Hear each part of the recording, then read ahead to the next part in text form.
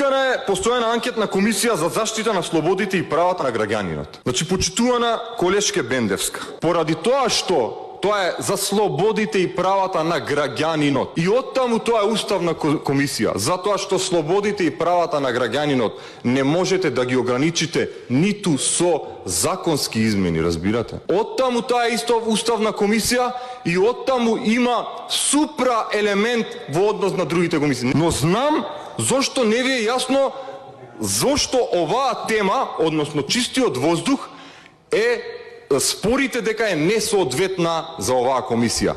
Заради тоа што вие сте транзицијска профитерка, побегулј од социјалдемократска партија во десница. И тоа е доказ дека вие немате поима од идеолошка нит на работите.